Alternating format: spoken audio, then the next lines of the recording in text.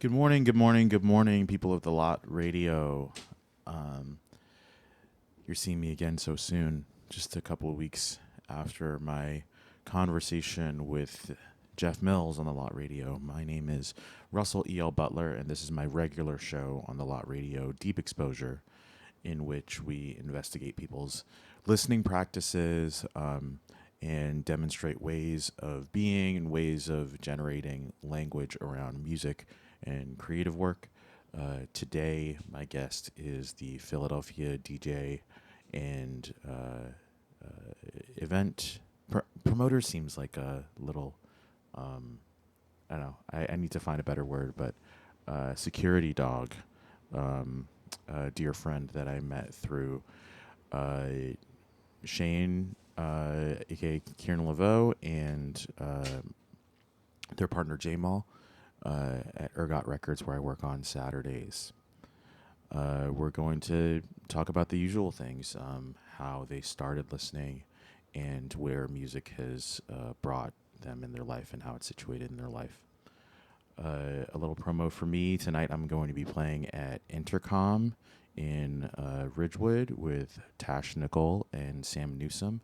It's an event called Sound on Sound, which is a free event that is meant to gather people around experimental sounds and ways of being. It's a poetry and experimental music event, and I'm going to be presenting some poetry and some new vocal scores and some music. And then on Friday, I'm going to be playing a Palestine fundraiser in collaboration with DJs Against Apartheid. That will be at El Puente in Williamsburg. It's an early one. And then on November 1st is my next time DJing. It's been some time since I've had a peak club night set, but I'll be at Public Records with DJ Tara, Scott Grooves, and my dear friend Ali Berger, as well as Francis Harrison Tall in the upstairs holding it down. This Thursday, I pulled a 14-hour day and worked at the record store, but then I also was at the merch table for the Car Culture album release party. Very, very proud of my friend Daniel Fisher and his new album, Rest Here. And I thought that we could open with a tune off of it. And one of mine off of the Paul St. Hilaire with producers track, the closing track, What's This, that I produced. So first, Car Culture, Taste of Honey.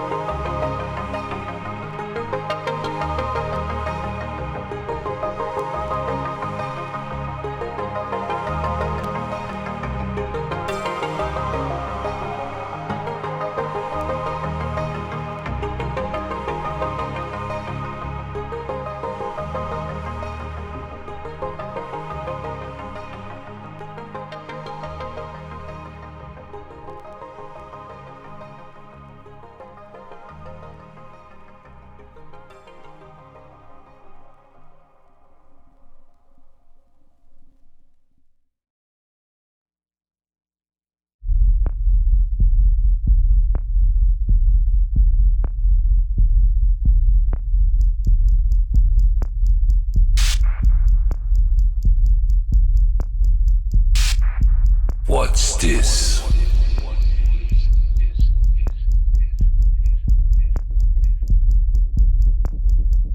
Morning news.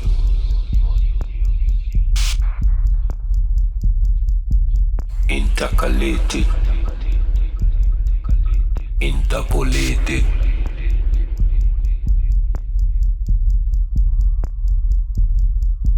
clear, you know, to the incontinent hysteria and rage of elaborate deceptions anthropologically.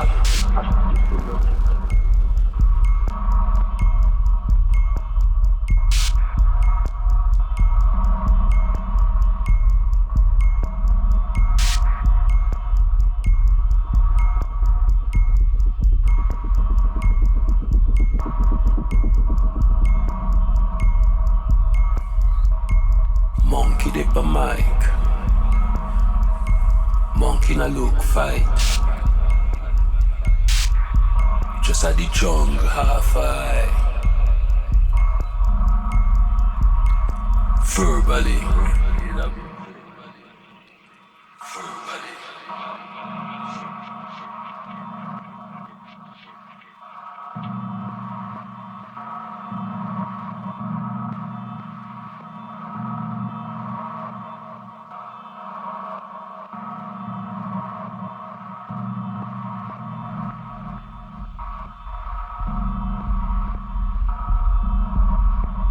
We could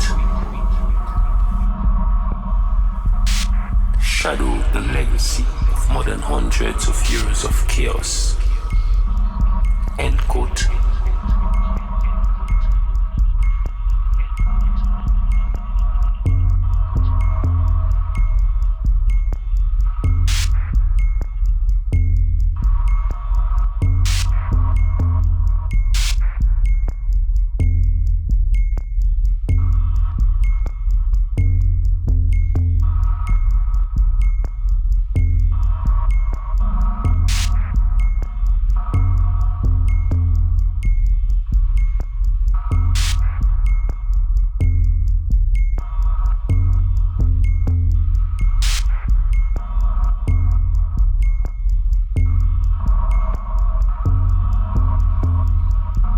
Monkey dip a mic.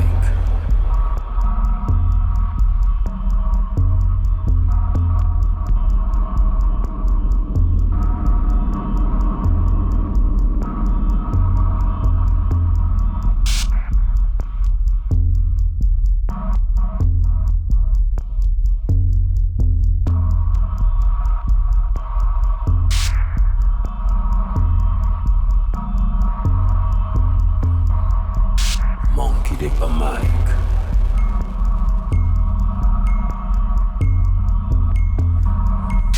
Monkey na look fight.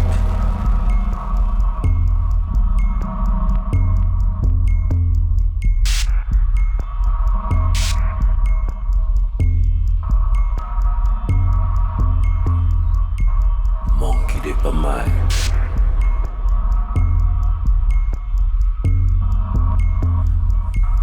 Monkey na look fight.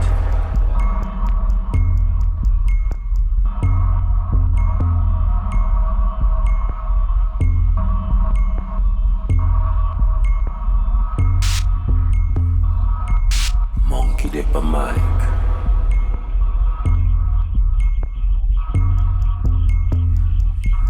Monkey na look fight.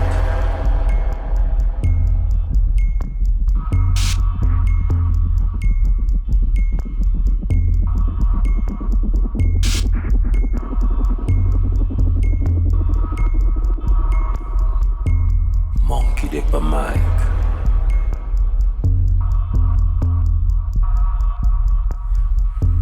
Monkey na look fight.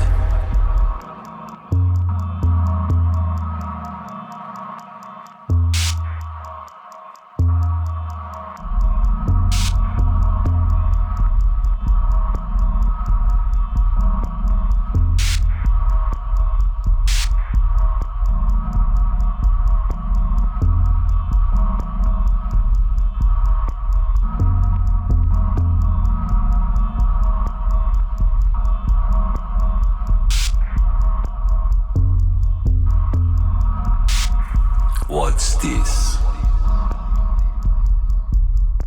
Evening news.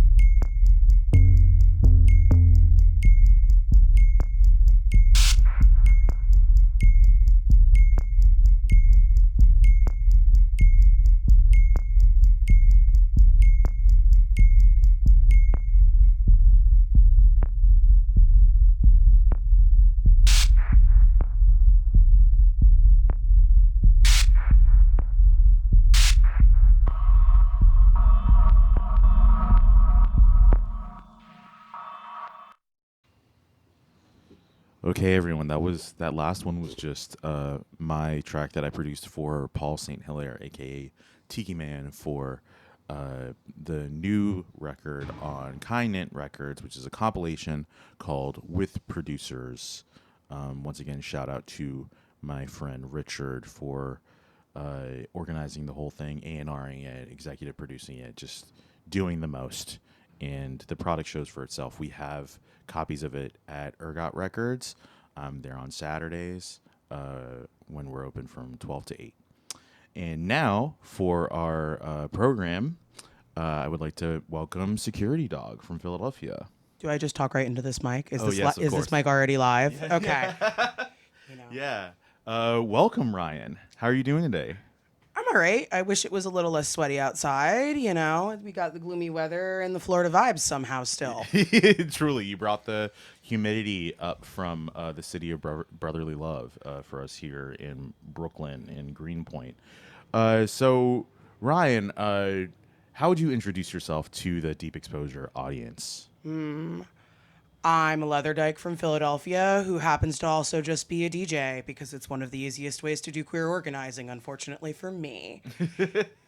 A lot of us do end up in vocations that occur when the sun sets. So that's a bit of a tradition on this show, I would say. We've had, obviously DJs, but also bartenders and event producers and all manner of other folks who are nocturnal, which is quite interesting for me personally because I am very much a morning person.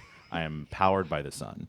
See, I felt it in my soul when Jeff was like on your most recent interview. Can we give you a little flowers for that? Thank you. Like, but on your recent interview with Jeff when he was just like, the magic happens when the sun sets, and I was like, damn straight king. Like, thank you for affirming me that is okay and that I am allowed to be that person. Yeah, I think because I like carry the clouds with me wherever I go, then like my time for introspection and productivity is when the sun is out.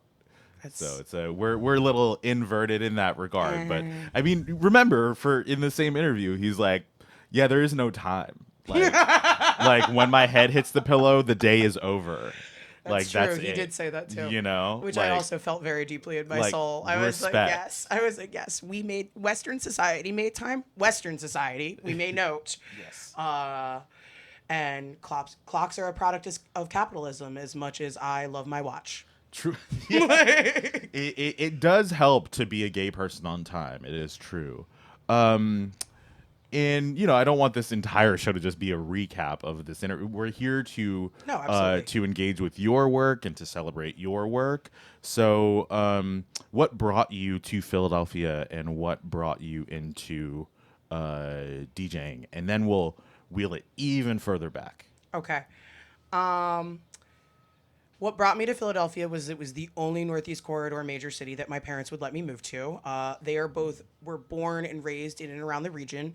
For you Philadelphians listening, they are not true Philadelphians, and I will acknowledge that. They were not born within city limits. So the folks in the Philly zone have their similar territorialness around, like similar to New Yorkers.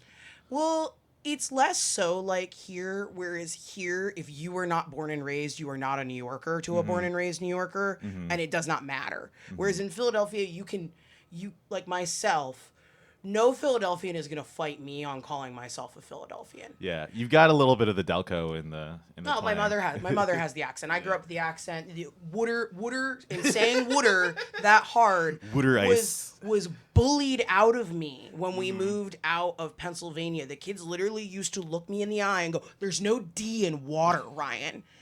Like, and I only picked it back up once I moved back up there. As my brother said to me recently, he went, "Your vowels are so elongated." And I used to, the big one for me is coffee, like that. Okay. Yeah. And I used to say it as a bit because it was funny. And then one day I heard it come out of my mouth just like that. And I was like, oh no, not the hoagie mouth. But so I grew up traveling there. My mother's parents and my father's parents were both born in Philadelphia. Her parents were raised in Philadelphia, South Philly Italians. And so I grew up visiting all the time as a kid. From where?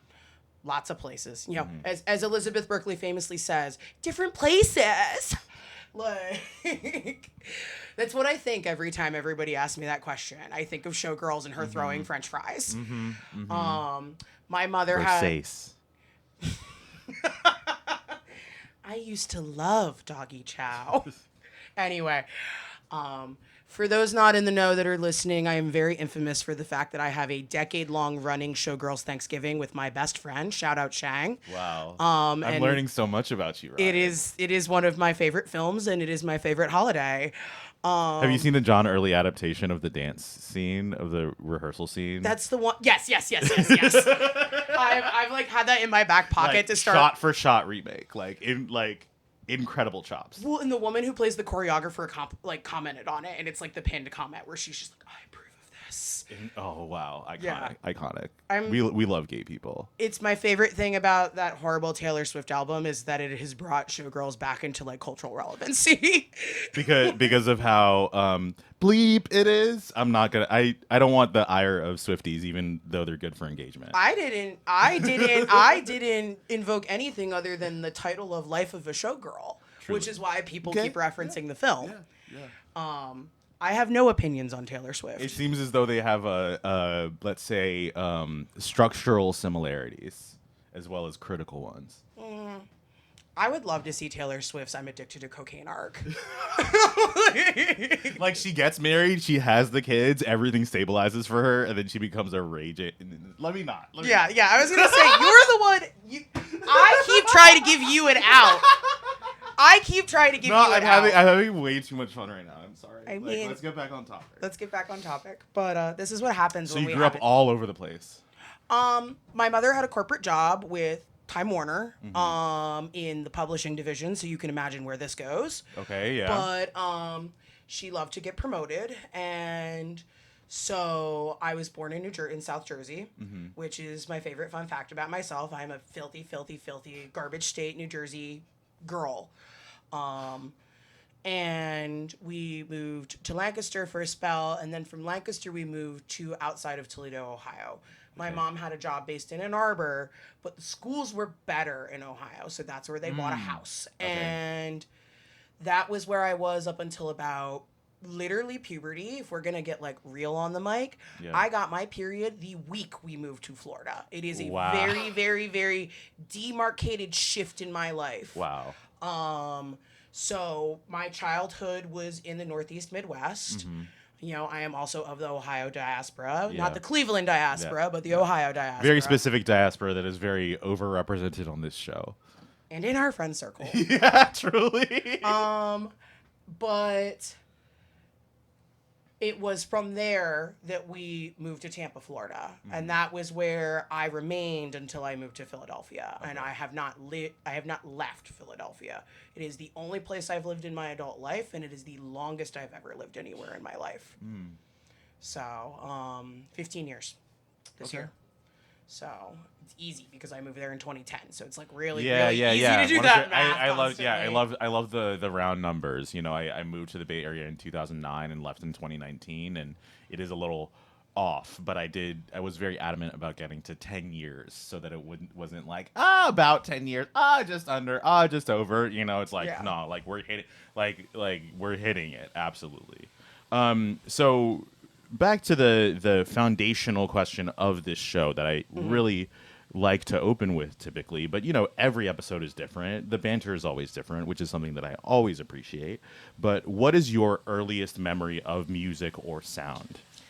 So, as I was mentioning to you before we got on mic, it's the same answer as Maya and Ali gave you, which is mixtapes in my parents' cars. We used to drive from Ohio. Actually, the way how I grew up is great context because we used to drive from Ohio to Philadelphia, which is 9 hours, just so you know, because it's 5 hours from Pittsburgh to Philadelphia alone. Yeah. Shout out to the Pennsylvania Turnpike, the most expensive toll road in the country.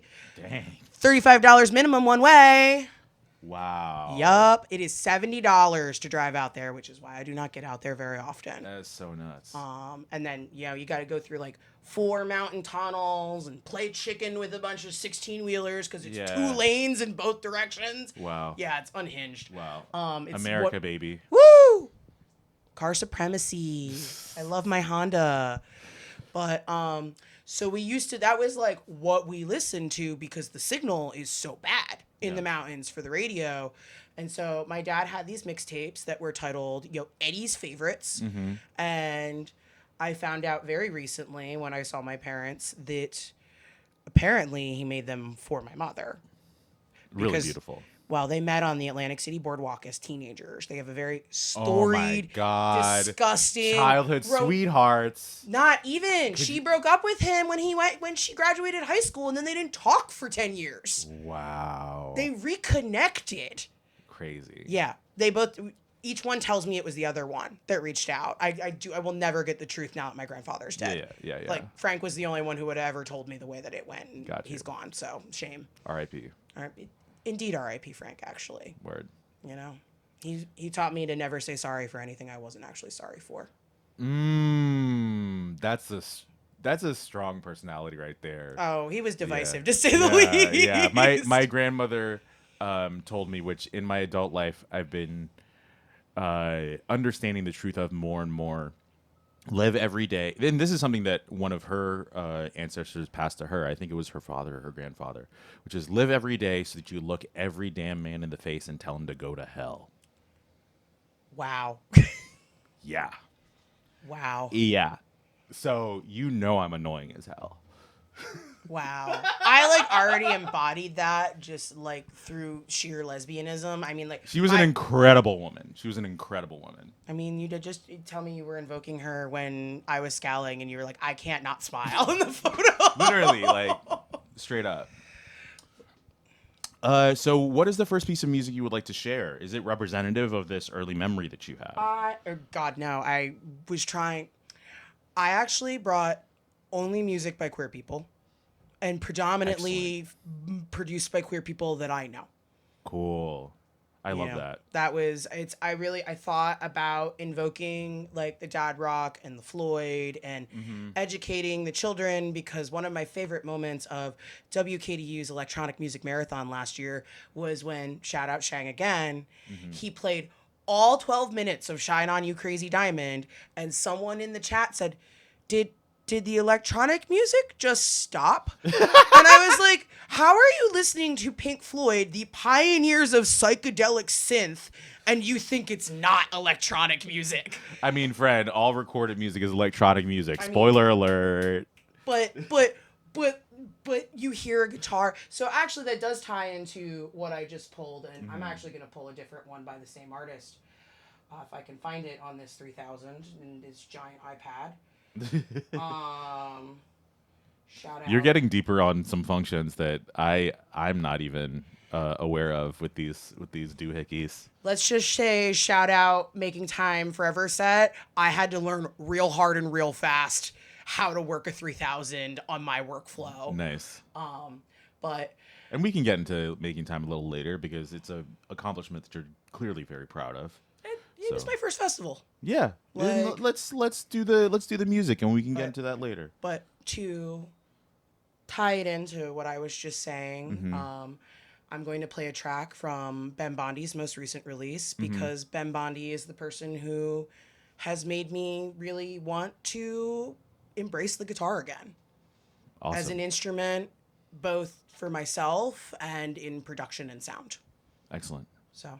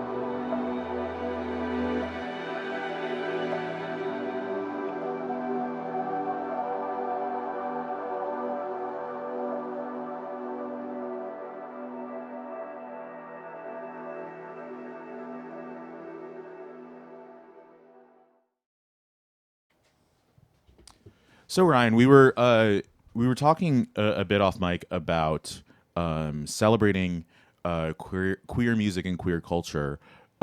For you, how do these kinds of sounds situate within your life, and what is your motivation for platforming them in this way?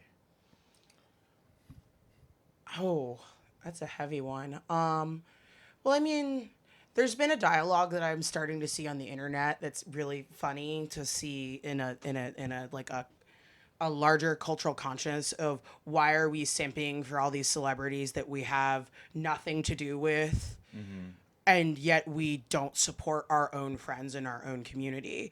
And while that seems to just be getting woken up a little bit in the loud social media circle, that has essentially been like my entire gay existence is to go all the way back to your original question where you asked how I ended up in Philadelphia and how I became a DJ.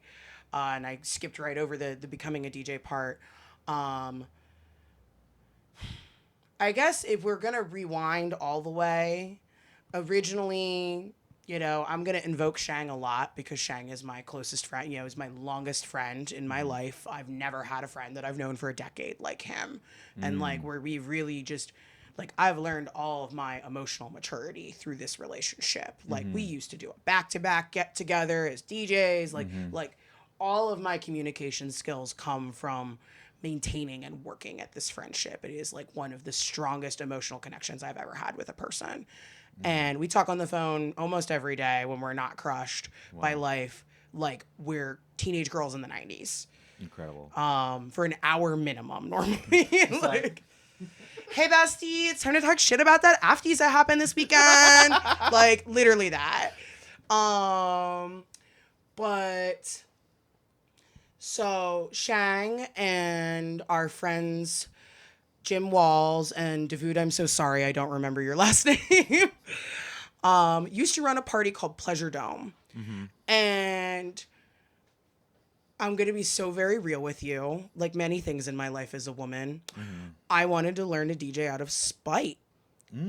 Because I knew I could do it better than the boys. Ooh. And they stonewall me so hard on teaching me anything. Because this was 2018, 2019, when people were still very gatekeepy. Yeah. About nightlife culture and specifically DJing. It's a very different landscape than it is now, particularly in Philadelphia. Yeah. And the party eventually shifted to a DIY space called Dust Bunny in North Philadelphia, which, for all its hiccups and why we lost it, RAP, it was very special to me because it's where I learned to DJ. That was where Shang became a part of the collective, and that was where I first met Andy, DJ Anaris. And Andy was the person. Andy asked me if I wanted to learn. Like, it wasn't me approaching Andy. Andy was like, do you actually want to learn? I think you'd be really good at this. And they would pick me up from my house once a week, and we would go to the space, and I would screw around on the decks, and they would shout criticism at me or be like, try this or walk around the floor this way. While they were doing like their collective like cleaning and like maintenance chores around the space. And we'd be there for like 4 to 5 hours, getting stoned, yapping, being silly, just what this should actually be about, which is community and care and exchange of knowledge. Yeah. It's so very important to me as a tool for community building. And so I try to loop back to your question that you just asked me in like, why is queerness and featuring queerness so important for me, especially on like a platform like this, much less not even just queerness, but my friends, like, especially at this moment in time, we need to only be looking out for each other and building our networks and building our solidarity and educating each other that a reality that we're facing currently already happened in this country. Yeah.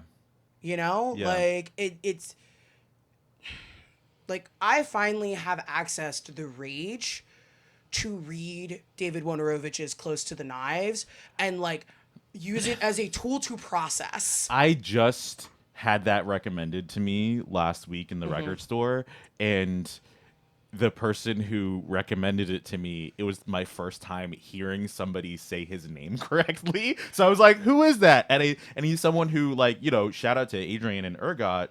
Like, that is a figure whose work I maybe have been tangentially aware of. Yes. Particularly, you know, the phrase, if I die of AIDS, don't drop my body. Like, don't bury me, Don't bury me, drop my body on the steps of the Capitol. I was just educating somebody on the fact that that's who he was yesterday. Yeah, I did not know that. And it's a consistent thing within my own experience with music culture, which is why I am so adamant about exploring it in the ways that I do, is because it's always been a coming to self for me, which is a process that cannot be done in isolation. No. And the more that I've learned, the more I've been able to see that things have the potential to be better and okay, because there have already been people out there who have laid the foundation for that. And he's one of those figures who I am still learning about. I'm still listening to works that he's done. I'm still need to purchase Close to the Knives, and unfortunately it will go, like, you know, 10th down on the queue of books that I'm reading currently. If I can find one for cheap, I'll buy you a copy. Okay, sick, thank you. But it's, you know, it's and this will, it's impossible to not talk about this interview with Jeff Mills, but like my friend Christian stopped by to check it out and congratulated me at the end of it, and he called me a historian, which is not something that I would ascribe to myself because I'm not an academic. I don't have institutional support, but I am a student of history because that's a foundation that was laid out by my parents and my grandparents and other ancestors, where in order to self-determine as Black people in the diaspora, they understood that preserving where one came from, once one has access to the means of documenting where one came from, is how you can generate a sense of self that will lead to this kind of community building that is necessary to beat back these tides of oppression. And that is something that is not exclusive to Blackness, but is exclusive to marginalized people overall. And this is not to discount the Black struggle or to dilute it, or the queer struggle or the trans struggle. They all have that commonality, especially because it directly pertains to our life expectancy. Yes. Oh, I don't want to talk about that one. It's impossible for me to not at this point.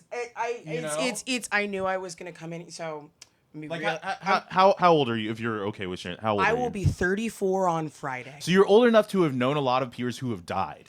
One of my friends died on Friday. Like, damn. Like I got here, like invoking Dust Bunny, invoking those spaces, invoking that time in my life from 10 years ago. Like, and I found out somebody who used to run the bar at Dust Bunny, and who used to do door for Pleasure Dome, and like was, you know, Devoot's partner for a long time, had been found dead in his bed, and I'm sorry. You know, it's. I started my year off with one of the people from that part of my life killing himself, very publicly. Yeah. Very publicly.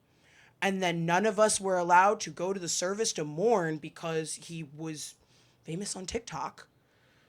That's crazy. And I, you know, that was the largest thing that I was processing at System Activate when you played Cherushi.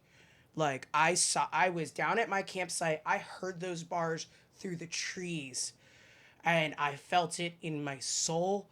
And then I didn't know that you knew her. I put it together in my head. I was like, oh, Russell's from Oakland. Shit. And I cried into my friend's arms for probably 10 minutes. I screamed. Yeah. Because the hardest thing for me is that so many of the people that I have been close to, this is not exclusive to the people that Philadelphia in general has been losing recently over the years. Yeah. But so many of the people that I particularly have been close to, and I'm going to use the F slur here because they were faggots, you know, and I say that with love. I don't say that, you know, like it was even if they them, you know, faggots. And it's really hard for me, especially when I'm in such a deep masculine gay space as the bike stop, to see the way that these men treat each other and how ignorant they are of what their history and their heritage is to continue to perpetuate these cycles of hierarchy and power that lead to the drug abuse and Isolation. the isolation that results in this profound sense of loss.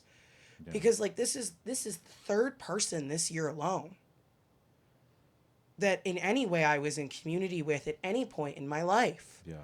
And not a single one of these deaths is anything but tragic.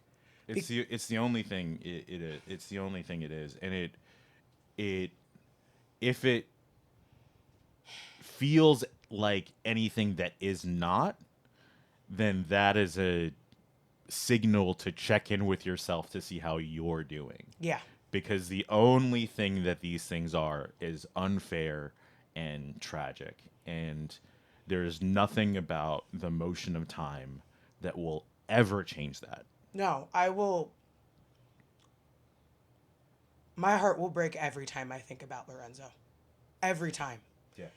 Every time. Yeah. Because, you know, Shang lived with him. We spent a lot of time in that house. I spent a lot of time around him. You know, I knew he isolated himself with his mental health struggles. But literally December, Shang had been like, I want to go up to the mountains and visit him. Would you drive me? Mm-hmm. You know, it was like the day after New Year's, Russell. Like, it was horrible. It was horrible. Yeah. And I think the worst part for me is that I wish I could say that I didn't understand, you know, but it's just right? life is not like that. No, you know? not for us. If you, that's one of the things that folks don't tell you about love. Yeah. That it's very much mistaken, and I can't separate this from how capitalism operates and how we learn about things from mass culture about what love or desire or compassion are meant to be. It's that it's presented as this thing that is only good and positive feeling, when it's so much when if you really truly like have experienced it, Yeah. and it plays a central role in your life, that couldn't be any further from the truth at all. And that, like, it hurts so much at all times, but that pain is also a gift, because it is so difficult to connect with people. It is so hard to connect with people. And it's luck that there are certain circumstances like school or music or art or even just like being coworkers that can bring you into a place where you can get a deeper understanding of how someone else experiences reality. yeah. And so to lose someone that you have this very unique connection with, because it is always different, it's unfathomable, regardless of the amount of time you got to spend with someone. Or regardless of how estranged you were from each other. I mean, to tie it back into David Wojnarowicz, the final essay in Close to the Knives, because like I was assigned this book in college. I took I think the class title was Gay and Lesbian Lives. Temple used to have a LGBTQ studies minor, and I loved taking some of those courses as electives. And it was, I shit you not, this teacher was like the hottest femme ever. Like hot femme, went to Brown, PhD doctor title. Yeah. And she assigned me so many works that at that moment in my life, I couldn't process. But I held on to the only book that I didn't hold on to that I regret not holding on to was was a was an original pressing of Stone Butch Blues, because back We then talked about this a back little then bit, it was yeah. like $5. Yeah, yeah. And nobody wanted to read any of that back then. I got all those books for nothing on the internet. Now Yeah. most of them are out of print. Yeah. And I mean, what another tragedy, right? Within that is that, like, you try to get this sense of self, and then there's this barrier to entry because these people have passed on. I mean, it's like, I might get into it a little later, deeper on this, but like with D'Angelo, like oh my God. that day, I saw him play on the Black Messiah tour. He played the first date in Oakland. The day before he played, he met with Bobby Seale, who was, who founded the Black Panther Party, and he gave him a tour of Oakland, and they took pictures together. And one of the greatest live sets I've ever seen. Bought a shirt at that, like, on that tour. Wear it a couple times a month. It's just in rotation. I was wearing it that day before I even knew. It was just another day. And for the last week, I'd been looking for my copy of that record, and I cannot find it. I've touched every single record in my collection. I cannot find it anywhere. Either it was stolen out of my bag during a gig, or I sold it by accident, or I left it somewhere. Like, I have no idea what happened to this thing. And I go on the internet, and predictably, never look on Discogs after somebody dies. No. Never. No. Because you'll see, you'll like this happened with Sharushi. This happened with Chelsea, where, like, that record that I played, Far Away So Close, which my copy of that, she gave to me. She gave me the copy of that record, right? She gave that to me. Dog. And I went on the internet, like, maybe a few years later, and people are selling it for like $100. And so here's this person who nobody cared about. Nobody cared about her other than people in her immediate community. Shout out Shang for loving her before, and for introducing me to her before. Yeah. Just as a heads up. Like, and it just compounds this. It's so dehumanized, like, to be dehumanized like that. Yeah. Like, after the fact, like, sending the symbol that you're more valuable to these strangers when you're dead is just, it's disgusting. It icks me out, like, super hard. It's utterly disgusting and opportunistic and full. Like, literally the day after. I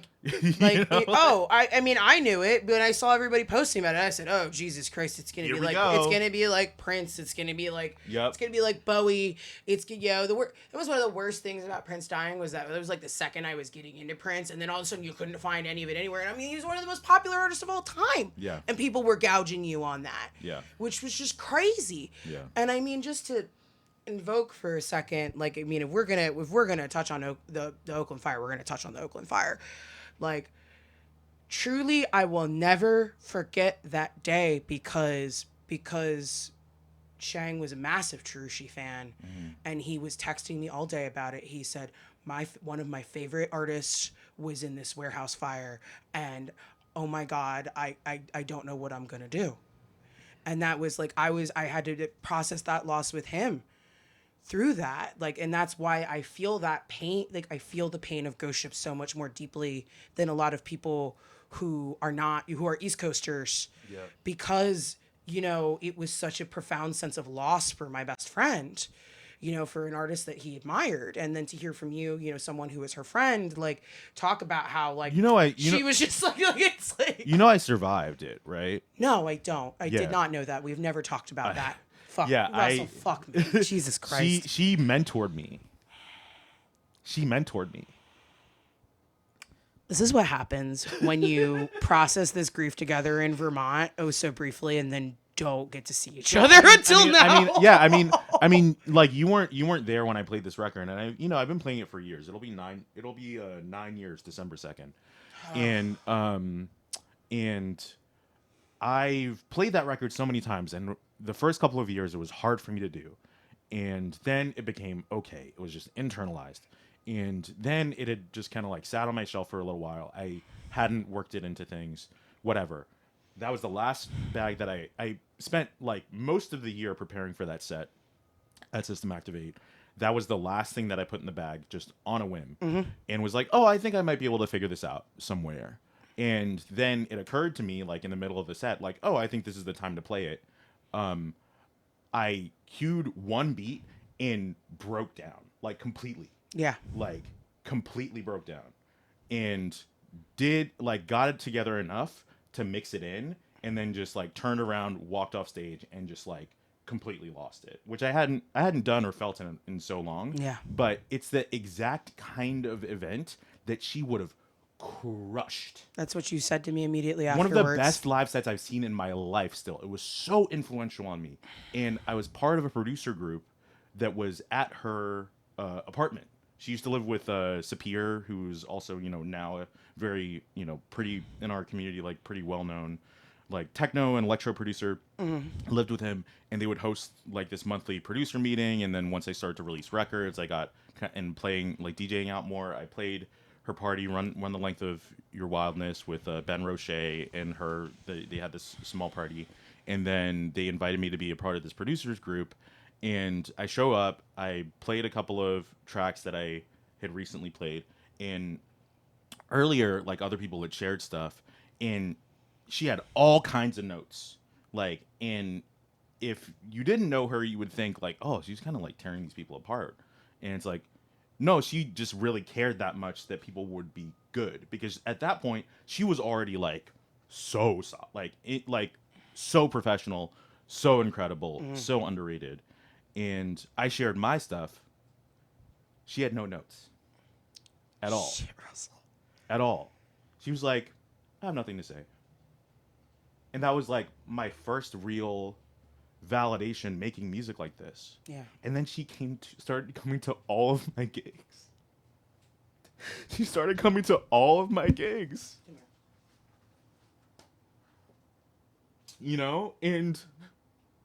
And like I don't get like this about her all the time, but it's like everything I do ends up being for and about these people at some point.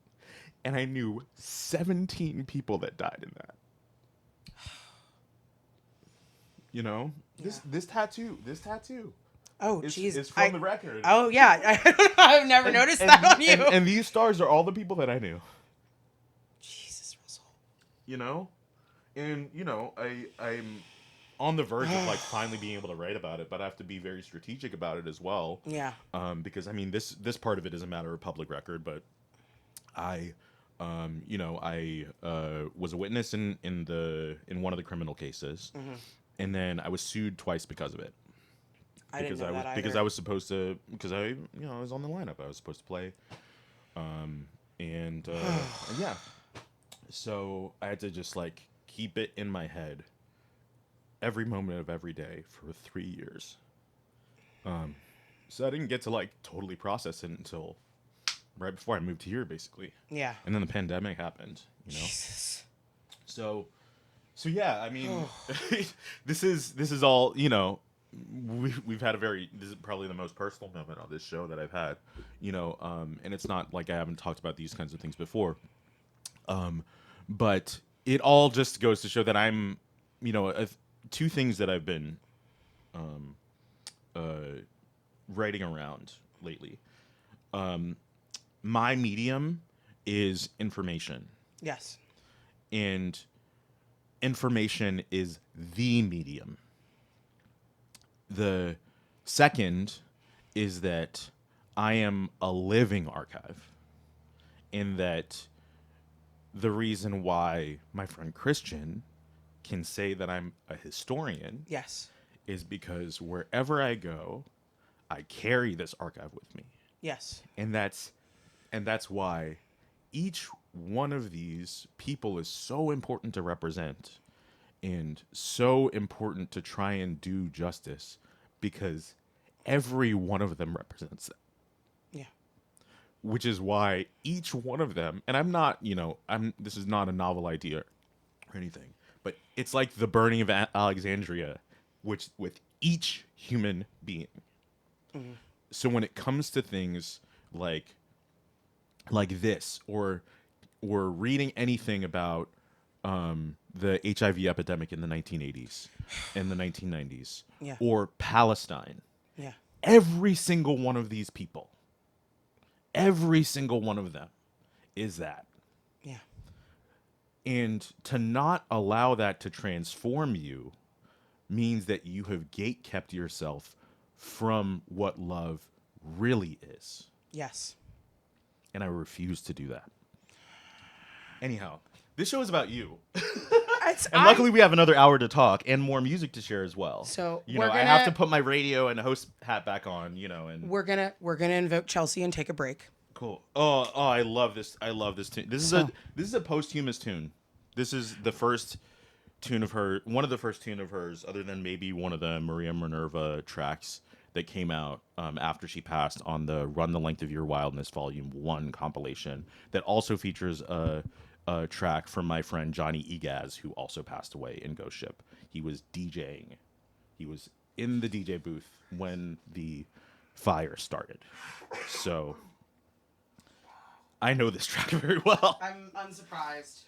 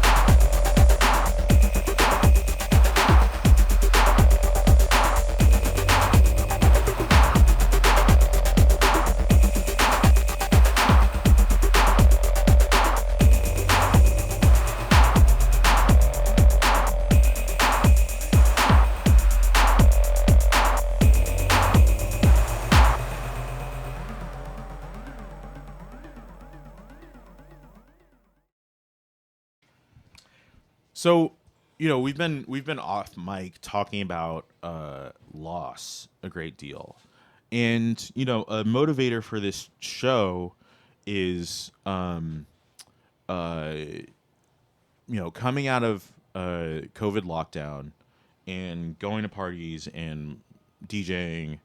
I started to notice this thing and in this instinct that I had, which was that it didn't seem as though dancers or DJs responsible for the music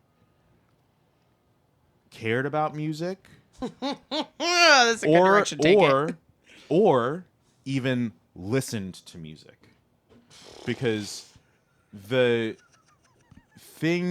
one of the things that, and this is partially me putting my old head hat on or whatever, and it's not to denigrate any of this kind of technology. I primarily play records, that is my preference, but I also know how to use CDJs and record box and all that, and I will do whatever the job takes.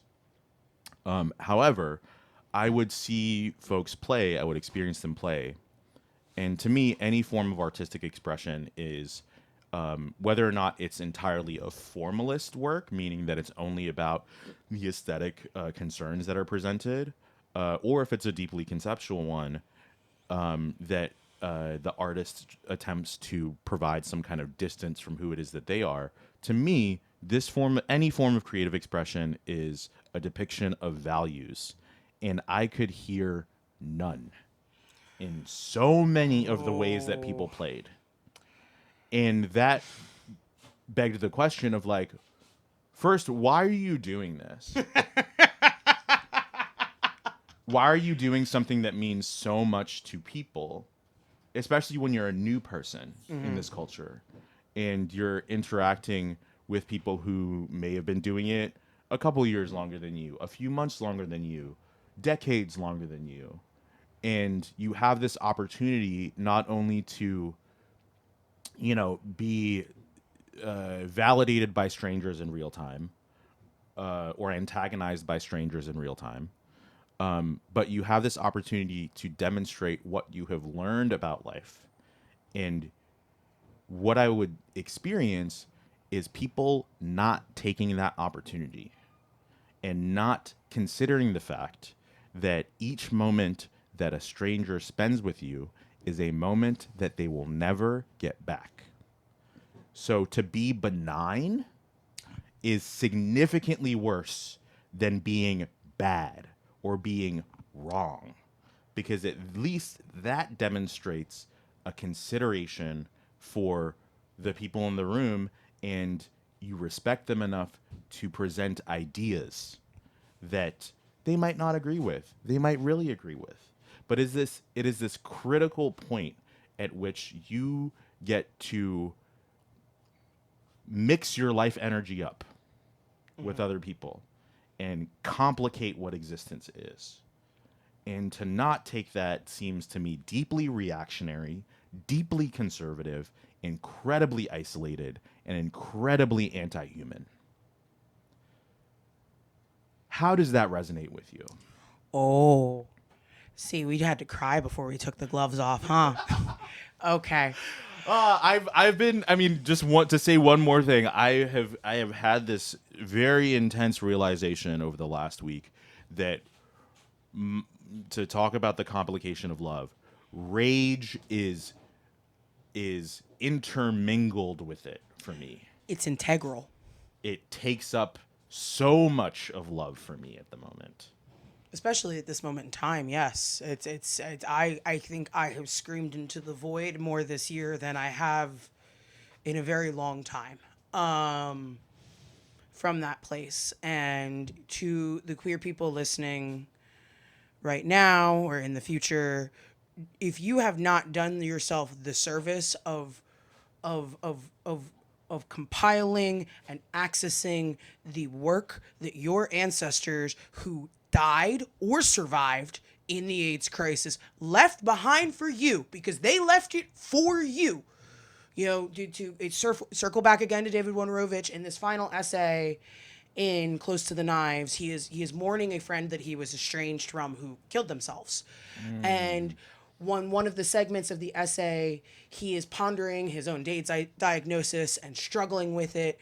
And there's a moment where he talks about how, his community and the people around him have always been the people that check him and keep his perspective from becoming insular.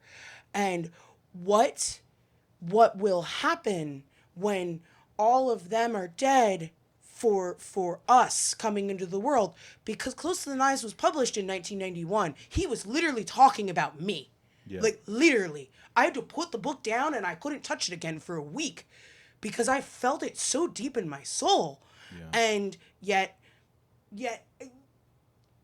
there are so many people that I encounter in my life that are just so ignorant to, and as I said before, like, it was only very recently that I had the rage within myself in my love to access Wojnarowicz's work and to understand it. I And think to that's why process it's it. intersecting with my path at the moment as well. Oh, You know, absolutely. to some extent, I was getting it from Terry Tamlitz, Okay. aka DJ Oh yeah. Sprinkles. But her processing around these kinds of things is, you know, she self-identifies as a nihilist. You know, because she is of one of Rovich's generation, from what I understand. Maybe she's a little younger, but she came to New York like in the early 90s. Okay. And, you know, was involved when she was at Cooper Union, was involved with ACT UP.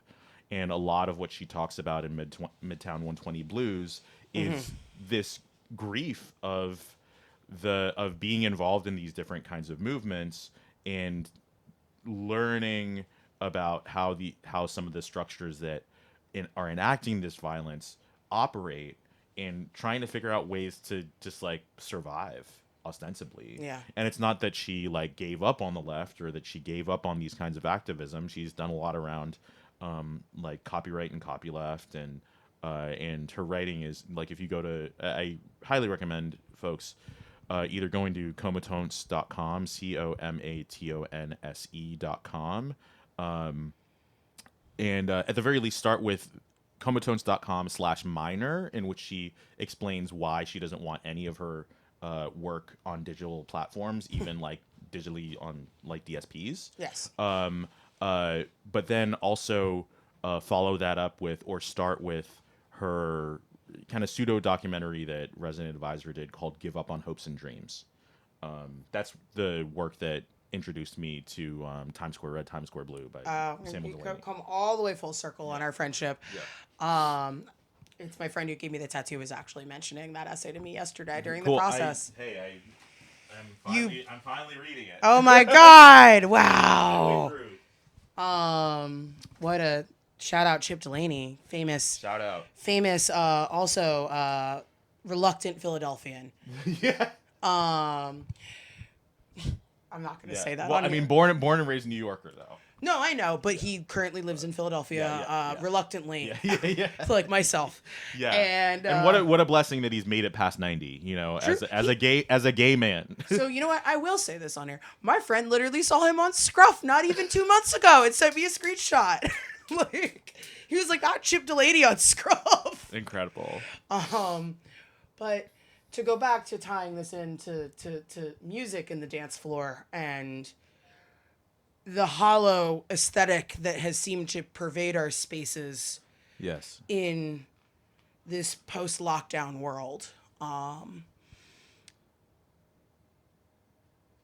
mean, the too long don't read is that DJing became the new tattoo, as like tattooing as a job, As a cultural signifier. as a cultural signifier. Yeah. It's, you know, it's.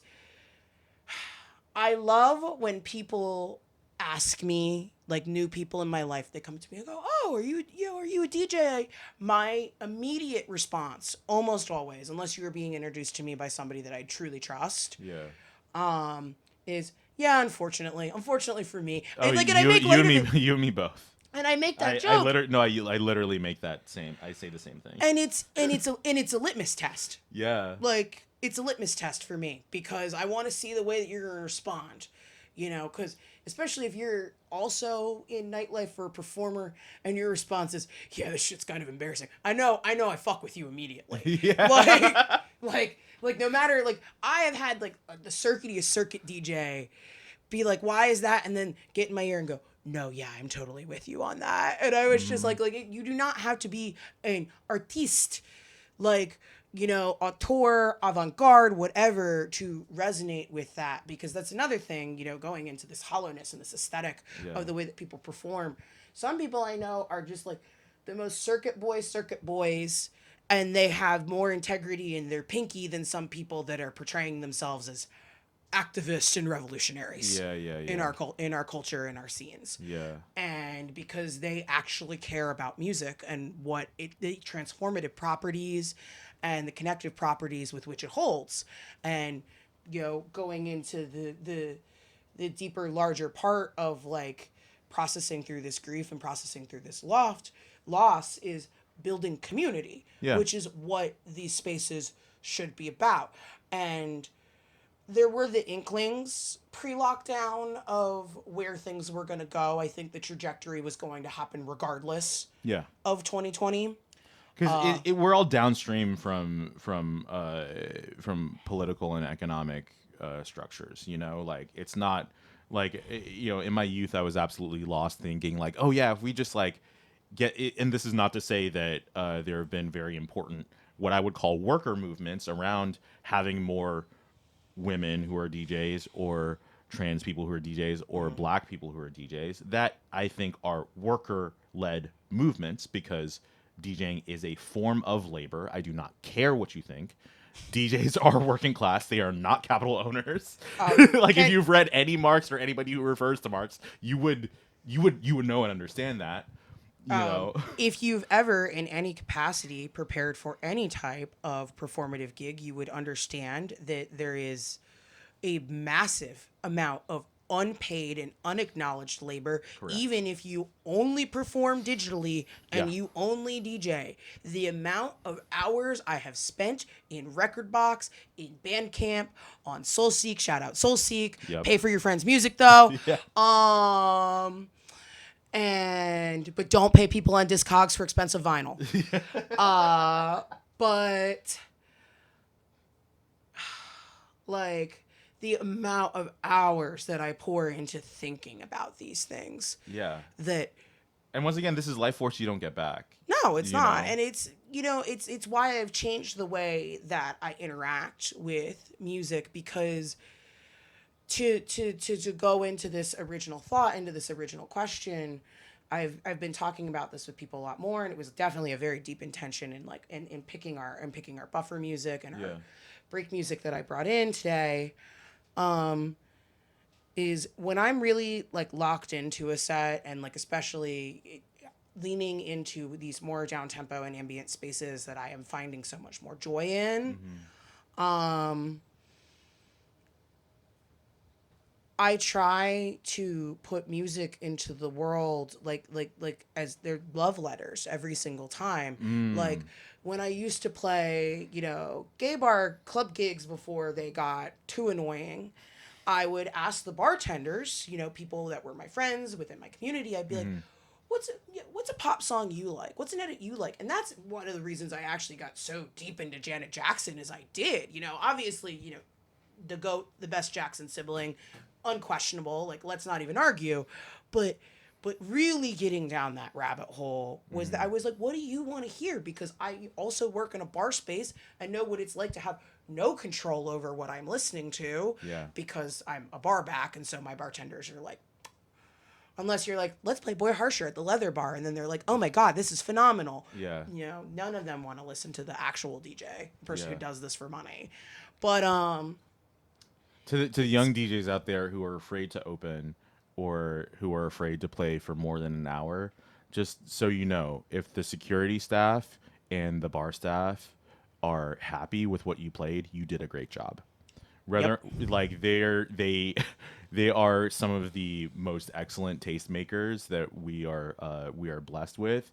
They are subjected to all kinds of harassment sonically and physically, and if you helped them enjoy their night at work, you did a great job. That's all you really need. it's a good affirmation to put out in the world. But yeah, I was playing a club gig at this interesting bar spot that my friends Cubby and Cyrus curate a night at in Fishtown called Percy. Gorgeous sound system done by the Great Circles crew. Shout out Great Circles. And like I got booked. I played a gig there on the Thursday before we went to System Activate. I did Honcho. Yeah. Not only did I did not, for those listening that don't know, I worked Honcho. I did not participate as a guest in Honcho. I worked. I was there for 6 days, maybe 7. I don't even remember. I was there for too long. And came back to Philadelphia, stared at a wall for 3 days, performed a gig, and then literally drove up to Vermont the next morning.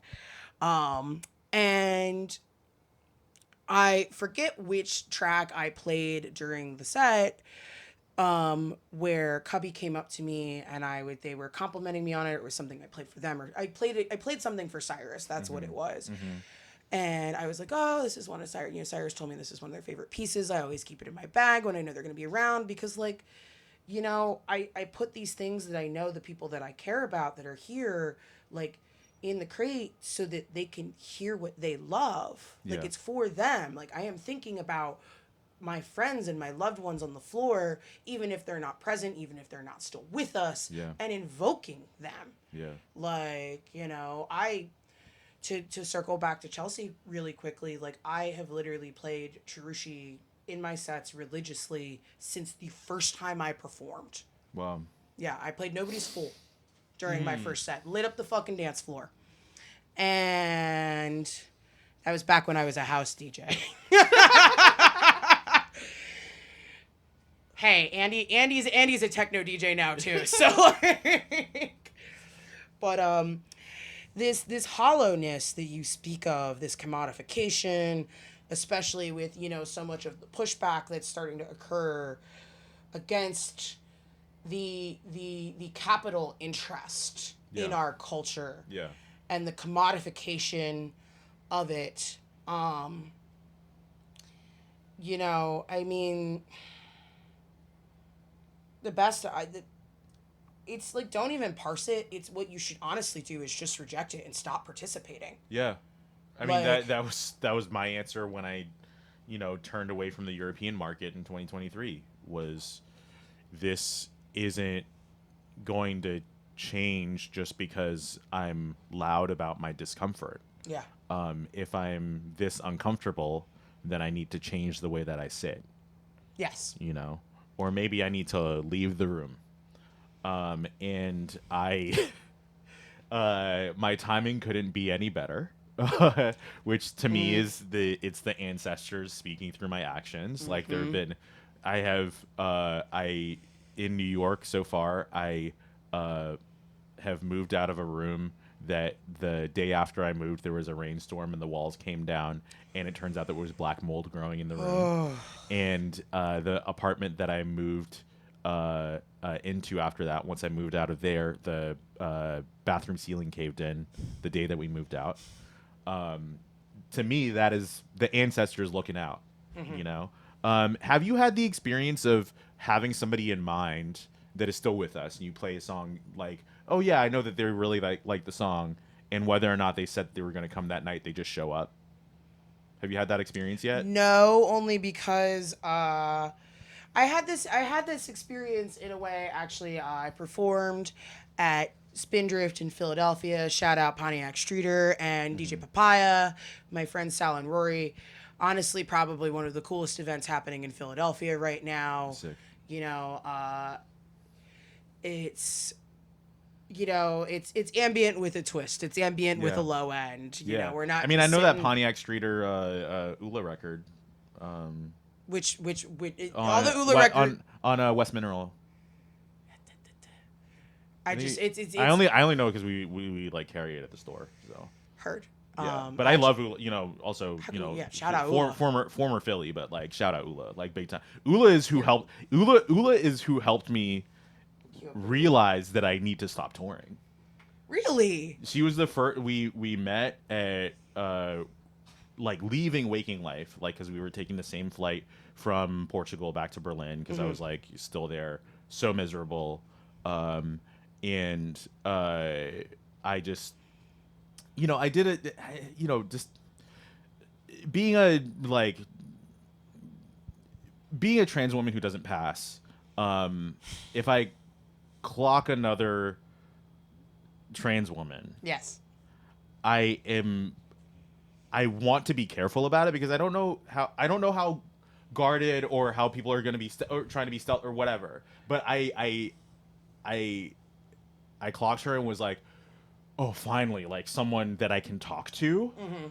And we just like, my only interaction with her, we hung out for like 3 hours because we were on the same flight, like chatted it up. And she was the first person who said to me, maybe you should take a break. Like I'd been complaining, saying the same things over and over again, repeated over and over again. Maybe you should take a break. And I hadn't heard her music before at all. I was like, oh, sick. Like, thank you, you know? And, you know, some months later, I was like, all right, this is going to be my last, you know, tour. And then a few months after that, I heard the release she did with Ultra Fog, and I listened to Smile, and it was like, damn, girl, like, you are incredible. It's the first time I ever heard an Ula track. It was like I think it was a comp that. So when Andy was teaching me how to DJ, the first step was, you're gonna come over. I'm gonna show you how Record Box works because it's stupid. You're gonna. The best advice I ever got is, once you get a version of Record Box that doesn't crash, never update it. Never update it. It's the same thing with Apple OS, honestly. Oh my god. But they were like, you bring over a USB, you're gonna plug it in, you're gonna parse through things, and then that way you have things on your stick that you didn't have to pay for, so that we can start practicing. Yeah. And there are a bunch of comps that I still pull from today, to this day, whatever, who cares, syntax. But grammar is classism. It is. Truly. But and there was a Nula track on there, and I remember like the first time we met, because, you know, very, very close with that circle of people. I was like, oh, I love this shirt. She's like, I don't even remember making that. But I definitely, Ula is one of those people that I invoke very frequently, and I think we should take a break and listen to her real fast. Yeah, absolutely.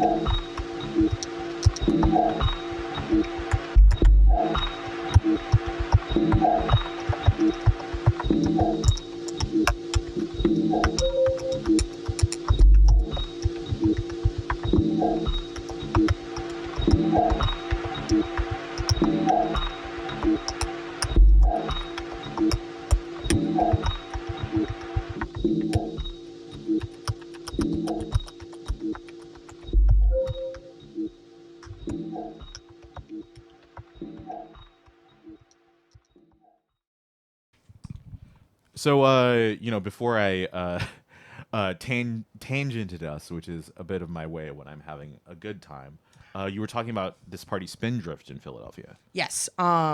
Spindrift is ambient with a twist is the best way to describe it. Night in Philadelphia that occurs once a month. Excellently curated. I mean, I got to play on a bill with Bookworms. That was sick. Legend.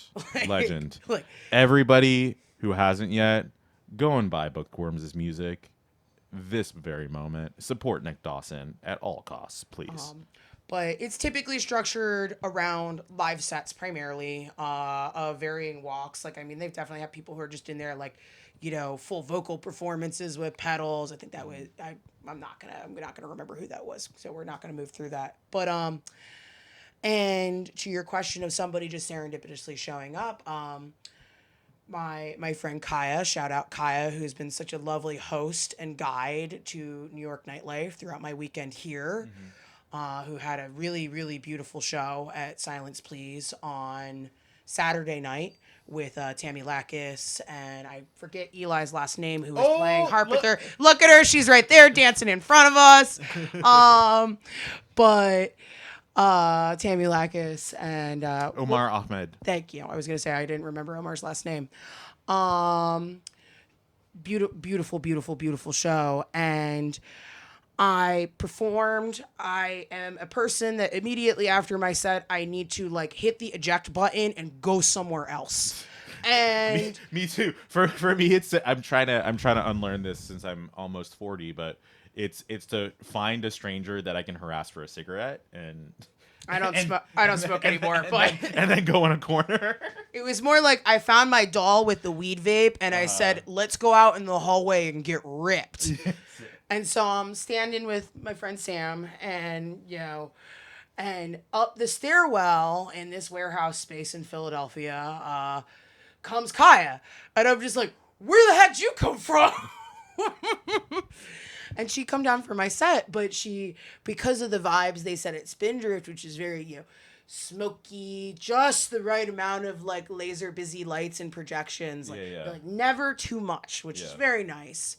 Rory's always walking around with a giant pile of incense everywhere. Nice. I saw a video. I played the Welfare Song by the Beach Boys. Nice. And because you got to get those dad rock moments in there in these ambient sets. Oh, 100%. And I played Harvest Moon at Making Time, and that was the first thing that somebody complimented me on was you were playing folk rock, and I didn't want to be anywhere else. Sick. Shout out Joel C for probably my favorite compliment of the entire festival. That's awesome. For me, it's Buckingham Nicks.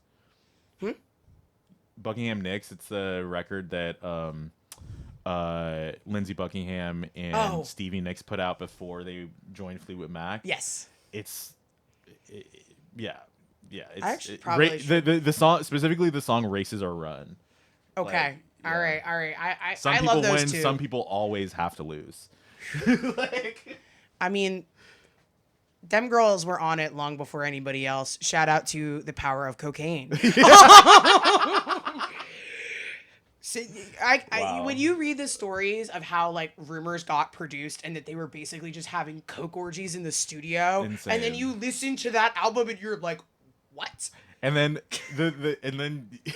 the folks who are buying that record at the store, it's the most antithetical thing. I will be so real. I have never been more happy. Like that is an inherited record in my collection from my parents. I have the old one with the beautiful like vinyl-y sleeve. It's not a paper sleeve. Oh, I nice. remember I had somebody be like, "Oh," and I was like, "Well, it's my parents' copy." Like that's dope. It made its way to me, and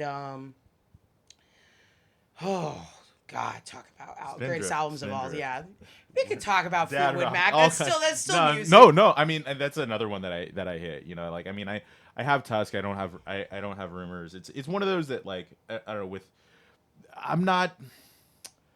It's funny working in a record store now because you get a even better understanding about the like materiality of some of these objects, and newer records just feel different than records that were pressed in the 70s or even in the 80s. Yes. And it's not necessarily consistent, but some of them actually do kind of sound better. I mean, it's all subjective as well.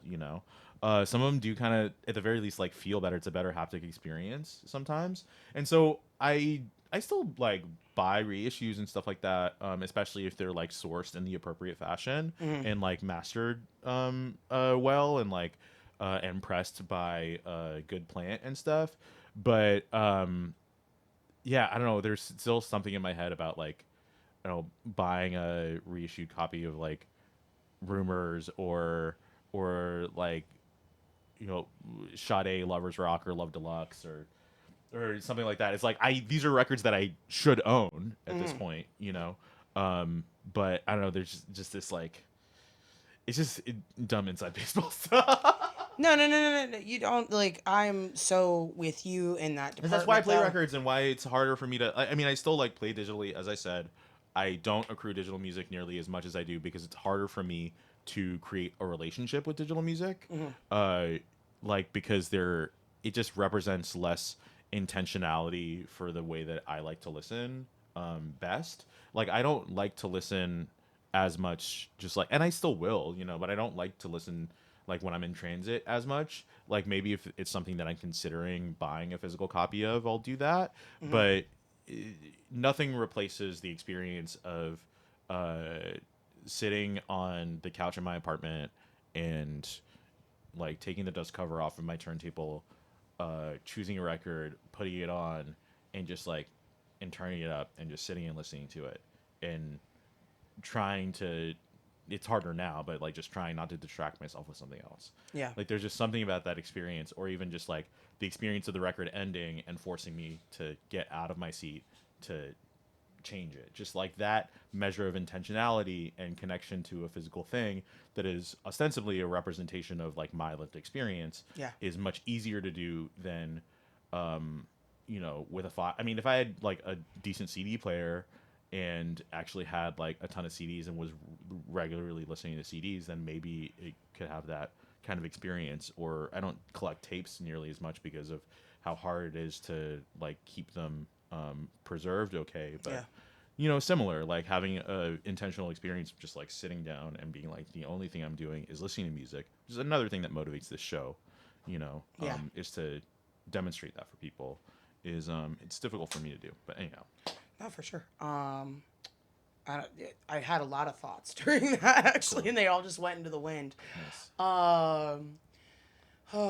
It breaks my heart honestly that I don't have a functional turntable right now. I have a really nice Panasonic that needs to be serviced, but like my car is more important. Yeah, always. I mean, that's the thing. Like that it comes down to, like my anecdote earlier about people not playing from a place of values or being really isolated at parties or this other kind of stuff is like, I know why, which is why I lead with compassion with this, which is why this show is a important utility to demonstrate these kinds of ways of being for me, is because I know why. It's because the conditions are conditioning, like we're all getting paid less year over year and things are only getting more expensive, and material conditions are only getting worse and worse for those majority of us who are of the working class. Yeah, I mean, I mean, that's why I'm at a loss. I mean, like, just generally, like, I will definitely love being transparent about like, what I get paid and whatnot with a lot of people, and like talking about that, because like that's just how things go. And I mean, at the end of the day, like, it's like, yeah, I probably make the least money on DJing out of all of my hustles, because and that's why I try to keep it it's my culture, but it's my hobby. I don't want it to be my job. I want it to be my access to being able to like go to a city that I otherwise couldn't afford if I didn't have a gig in. Yeah. Sure. Like, but it's so transparent when it comes from a place of opportunism, as opposed to the genuine desire for connection, or to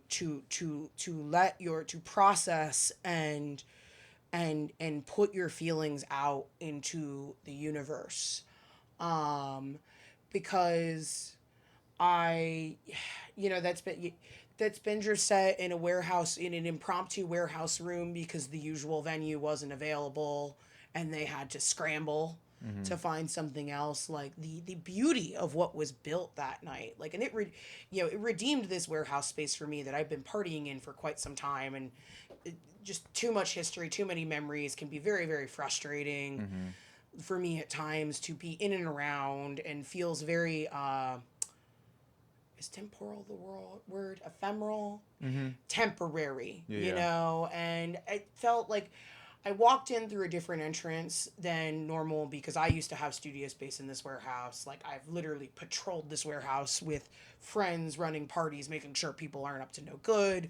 This warehouse has a very deep and long history for people who have been in Philadelphia and in nightlife for quite some time. And I came in through the entrance that I used to go to my studio for, and walked up through the stairs. And there's a lot of punk. It's one of the only warehouses in Philadelphia that allows you to use it as a music practice space, actually. Most studio spaces are like, absolutely no musicians. Absolutely not. Because they're trying to avoid people throwing parties. That's specifically what it is. Yeah. Because they don't want the liability. Yeah. And, and this is a time and place in Philadelphia where we're deep, and this sounds to me to be very common in a lot of cities, with the increasing eye and capitalization on nightlife culture. Like, we're losing our DIY spaces. We are losing our footing in our above ground clubs. Like, our venues keep disappearing and our spaces keep closing. And that's been such a long process for me in Philadelphia. Like, there are people who are feeling lost that's happening now. And I'm just like, you transplants don't even know what is gone, like what was here before 2020 that we don't have anymore, specifically in Philadelphia, and just the ways that it has gentrified. Because I feel like every NIMBY reject from straight reject from New York has moved to my city, with their keeping their New York jobs, not paying into our taxes, not paying into our government, but taking up all our parking spaces and driving up our property values, and bringing their Shake Shacks to my artist enclave. Because I'm a reluctant fish towner at this point in time, but I moved to that neighborhood back when people looked at you and went, why did you move there? And I was like, because I can pay rent for $375, all utilities included. That's why. Be right on the L. Yeah. And now it's like, I get, every living situation, I get pushed farther and farther out. Yeah. And,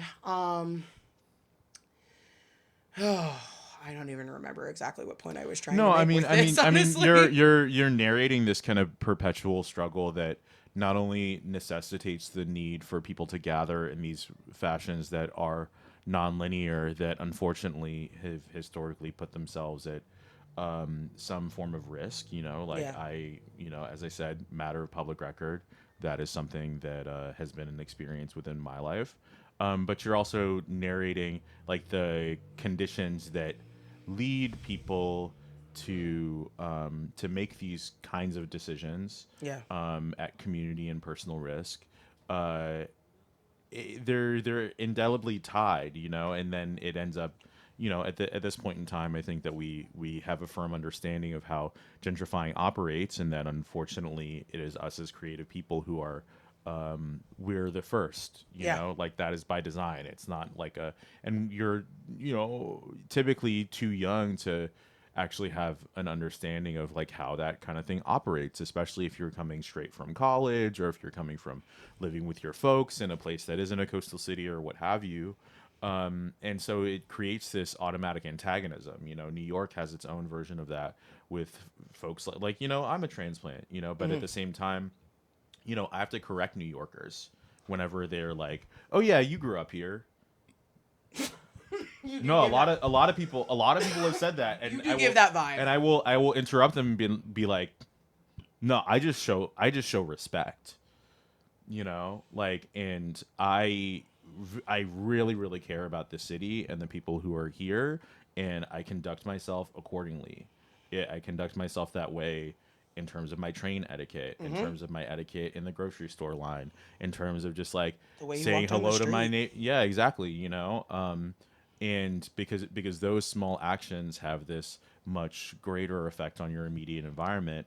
And every time I take the train, my empathy grows. That's an incredible Yeah. thing about living in a city.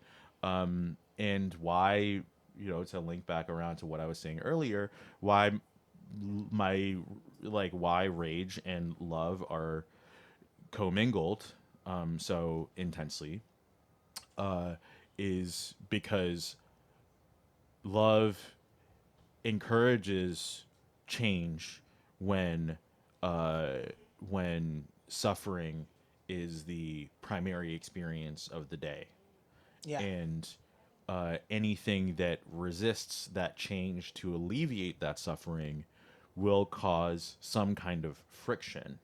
And the movement towards action is not just fueled by kind of considered and strategic motion, it is also fueled by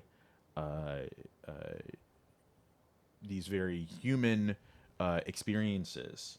A poem that I wrote for the show tonight says, "I cannot separate my these feelings from these ideals. I cannot separate my feelings from my ideals." And this moment is full of feelings for people, and I think it is calling people to action in many different kinds of ways that are necessary, because that's what the moment calls for if we are going to preserve any semblance of an empathetic community and society. Well said. Thank you. Of course. We have 10 minutes left. Yeah. I would like you to share one more piece of music. Can we talk about this piece of music? Oh, absolutely. It's the most deepestly intentionally one that I brought. This is a harp piece by my friend Maya Weber, who performs under Mrs.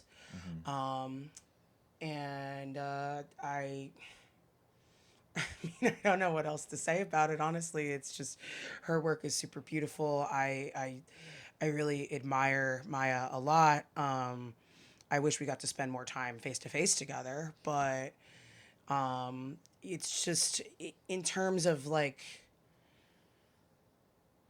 it kind of just encapsulates everything we've been talking about, honestly. Like I really really can deeply she produced this piece and the other two pieces on her most recent release for a friend who asked for I think the description was, something that highlighted the natural resonance of the instrument for this friend's own ambient sets. And I pretty much buy every single piece that Maya puts out because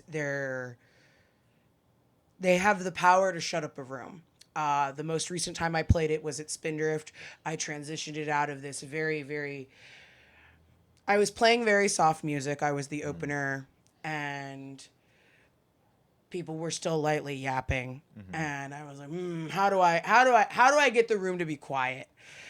And I worked myself into this electronic body music, very sludgy, older release. Cry Fest, I think, was the track by Boy Harsher. It's like the closer on Your Body Is Nothing. Pitched it down by 6, put the reverb on it super hard, and like let it sludge out, and then used my reverb and my LFOs to bring this in.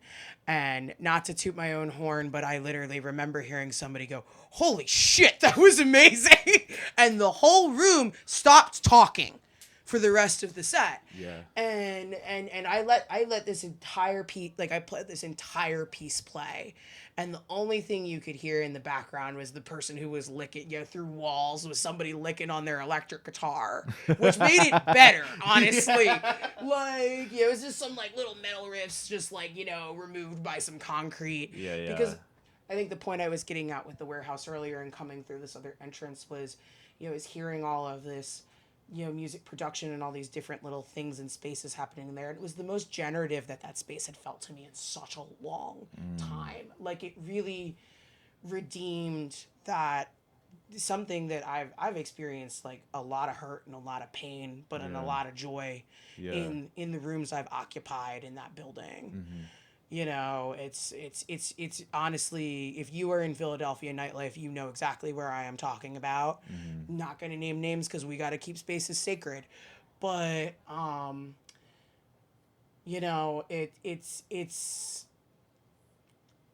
it's very integral at the end of the day to the person that I am. It was the first place that I performed. It's the space that I was a part of, Sprinkler Room, RIP. Coming out of lockdown, there's this gorgeous, beautiful courtyard, and that space was right off of the entrance to one of the entrances to the courtyard. Along the Amtrak trains. Deeply industrial, and they would haul all their gear out of the space into the courtyard so that we could play music and be together. And I don't know how I would have gotten through at that point in time without that. Yeah. I'm very, very, very thankful to Tina and Joe, the founders of the space, for doing that work at that moment in time, because I don't think either of them are aware how much it meant to me. That's a really important thing to acknowledge, and why I try to lead with and demonstrate gratitude as well. It was really important for me for this Jeff Mills interview to be useful to people, and it seems as though that is the case. And part of that is because there have been interviews that have been very useful to me, and one of them was with Theo Parrish, one of the RBMA lecturers, and there's a point in it that I would play in DJ sets sometimes where he would say, like, it's about the intentionality of music and how people's lives are caught up in these songs, and that based off of statistics, you might be playing in a room where somebody's not going to see the next day. Yeah. So it might be the last song that person hears. There's a Wonorovich recording about exactly that I actually highlighted in my Making Time set, where it's Tracy Chapman's Fast Cars playing in the background. He's speaking into his tape. Is that the recorder. road trip? Yeah, it's the road trip where I got to compilation. check that one out. Yeah, for It's real. the only place I was able to find it was on SoulSeek. So but it's in the middle. I'll send you the timestamp. I have it timestamped in the digital recording and or file. And he's talking about being in the desert because he went on this road trip. He found out he got diagnosed, and he got in his car and he just drove from New York. And that's where these recordings are from, is from this road trip that he went on to process his HIV diagnosis. And at that point in time, Peter Hajar was David Wojnarowicz's mentor. And he very famously said, everything that I ever did was for Peter. And he is the one who took the photos of Peter on his deathbed in trying to encapsulate what Peter's work looked like, and honoring him in, his passing. And you hear Tracy Chapman's Fast Car playing in the background. At first he's talking about, the sun on his skin and the rocks and the dust. And then he just goes, sometimes you hear a song on the radio and you realize that your friends are never going to hear music again. So on that note, this is Free by Maya Weber, who performs under Mrs. from Philadelphia. You can find me on SoundCloud. I perform monthly for both Particle FM and Great Circles Radio. My Great Circles show is actually this Friday on my birthday. Happy birthday. I made it another year. Incredible. What a blessing. It's every year's gift. So Truly. Anyway, this is Russell Butler and Security Dog signing off of the Lot Radio.